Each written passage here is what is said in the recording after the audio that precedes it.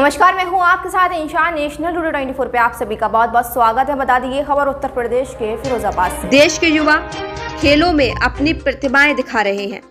Commonwealth games में भी इस बार भारत का प्रदर्शन शानदार रहा। खेल प्रतिभाओं को आगे बढ़ाने के लिए राज्य सरकार तमाम दावे भी करती रही है। इन दावों की हकीकत देश के सबसे बड़े राज्य यूपी में क्या है, यहाँ पर खेल मैदानों की क्या स्थिति है, स्थानीय स्तर पर खिलाड़ियों को क्या सुविधाएं मिल रही हैं। जब हमने ये जानने के लिए कुछ लोगों से बात की तो उनका कहना है कि फिरोजाबाद में कोई भी ऐसा खेल का मैदान नहीं है जहां पर युवा अपने खेल के प्रतिभाओं को उजागर कर सके और उनमें निखार ला सके। अगर उनको कोई खेल खेलना है तो वह अपने घर पर ही खेलते हैं या फिर गली कूचे में, क्योंकि फिरोजाबाद के अंदर ऐसा कोई खेल का मैदान नहीं है जहां पर बच्चे जाकर खेल सकें और ना ही स्थानीय प्रशासन द्वारा खेल के लिए कोई जगह चिन्हित की गई है। शासन और प्रशासन द्वारा फिरोजाबाद में खिलाड़ियों के लिए कोई सुविधा मुहैया नहीं कराई जा रही है, जिससे खिलाड़ियों की प्रतिभाएं दबी की ही दबी रह जाती हैं। ऐसे में हम लोग सरकार से मांग करते हैं फिरोजाबाद के खिलाड़ियों के उज्जवल भविष्य के लिए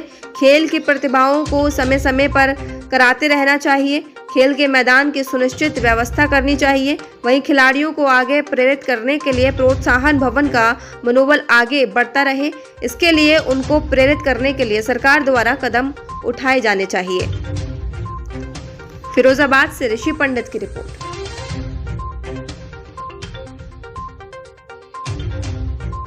आपका जी मेरा सार्थक यादव सर। क्या खेलते हो? सर मैं क्रिकेट खेलता हूँ। ये बताओ यहाँ पे मैदानों की स्थिति क्या है आपके हिसाब से? सर यहाँ पे मैदानों की स्थिति थोड़ा वीक है अभी। जो ग्राउंड मिलने चाहिए सर वो हमें नहीं दिए जा रहे हैं अभी यहाँ पर इतना ज़्यादा। जो बाहर की क्रिकेट में ज़्यादा दिए जा रहे हैं वो अपॉर्चुनिटी यहाँ पे सर नहीं है हमें अभी। प्रशासन की तरफ से कोई हेल्प या प्रोत्साहन के लिए कोई काम किया जाता है? नहीं सर, बिल्कुल नहीं, कोई मदद नहीं। जी नहीं। तो फिर किस तरीके से व्यवस्थाएं की जाती हैं? सर यहाँ पर जो अकेडमियाँ हैं वही अफोर्ड कराती हैं और बाकी का सर सरकार की तरफ से कुछ नहीं होता है। क्या नाम है आपका? वरुण विक्रम। ये बताइए क्या खेलते हैं आप? क्रिकेट। क्रिकेट यहाँ मैदानों की क्या स्थिति है? आप यहाँ पे मतलब कोई भी ग्राउंड ऐसा नहीं है कि आप एक प्रॉपर मैच खेल सकें यहाँ पे, और जो है वो प्राइवेट है, उनकी भी कंडीशन कुछ अच्छी है नहीं, क्योंकि बच्चों को खुद ही सब कुछ खुद करना पड़ता है। कोई ग्राउंडमैन नहीं है, कोई वर्कर नहीं है, सब कुछ खुद ही करना पड़ता है आगे, और ग्राउंड फीस अलग लेते हैं बच्चों से काम कराने के बाद भी।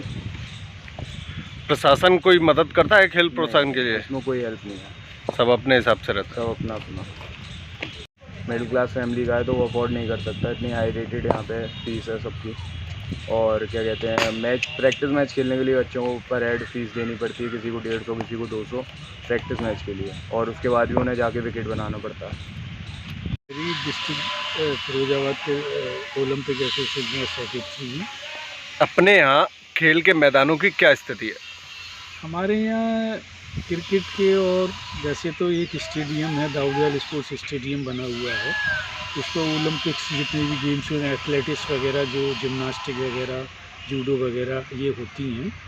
बाकी उसके अलावा जो स्कूलों की जो कंडीशंस हैं वो ज़्यादा बहुत बेटर नहीं है हमारे जनपद में। स्कूल से हमेशा बचपन से स्कूल से ही ये सारे गेम उठते हैं, एथलेटिक्स हो, जिम्नास्टिक हो। इनसे छोटे छोटे बच्चों को 8 साल से लेकर 12 साल तक के बच्चे को जिम्नास्टिक सीखनी चाहिए, लेकिन ऐसी कोई ज़्यादा सुविधाएं नहीं है, केवल स्टेडियम के सिवा, जहाँ पर स्टेडियम बना हुआ है।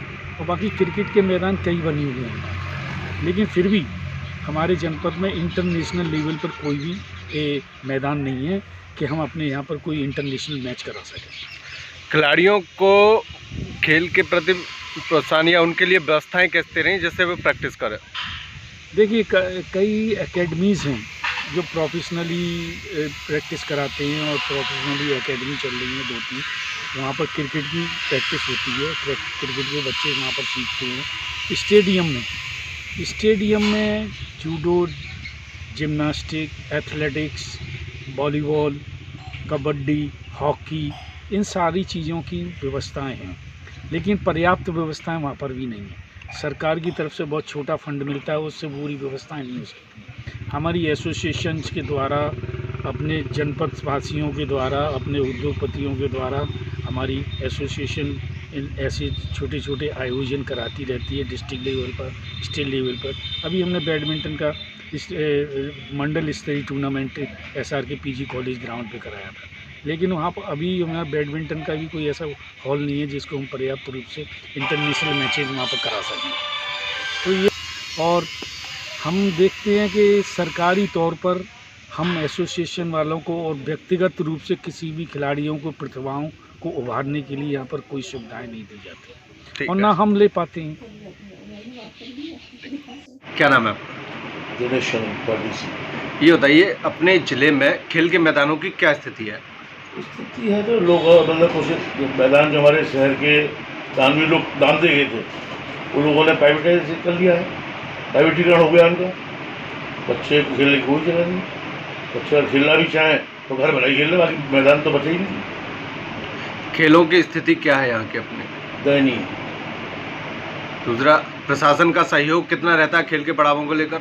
नीलवटे करना फिर किस तरीके से यहाँ बच्चे अपना प्राइवेट तौर पर जब ये जैसे अभी रिसेंटली आज़ादी के अमृत महोत्सव पर मैंने एक टूर्नामेंट आयोजित किया बैडमिंटन का, तो रीजनल आगरा रीजन का, उसमें भी एंट्री कर आगरा में टूर्नामेंट चला, उसमें से कम आई।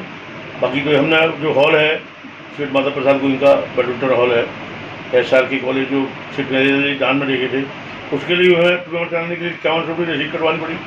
बाकी मेंटेनेंस में करीब 15,000 हमें खर्च करने पड़े उसमें, तब जाकर कहीं टूर्नामेंट करा पाए उसमें। तो मतलब ये चीज़ें जब होंगी, जब कराने वाले जब कुछ करेगा तो भैया फिर कैसे कर पाएगा। और बाकी रही एकेडमी, यहाँ एक एकेडमी की विशेष जरूरत है इंडोर गेम्स के लिए, विशेष आवश्यकता है जिसमें इंडोर गेम्स हो सके, लाइक बैडमिंटन, टेबल टेनिस, शतरंज, कैरम, ये सब गेम हो सके, विशेष आवश्यकता है। और इसको प्रशासन को इसकी ओर ध्यान देना चाहिए कि यहाँ कोई नहीं है। अधिकारियों ने अपने लिए बना ली, जैसे वहाँ पे एफएल क्लब, ऐसे ही शहर में भी एक बनना चाहिए शहर के बच्चों को।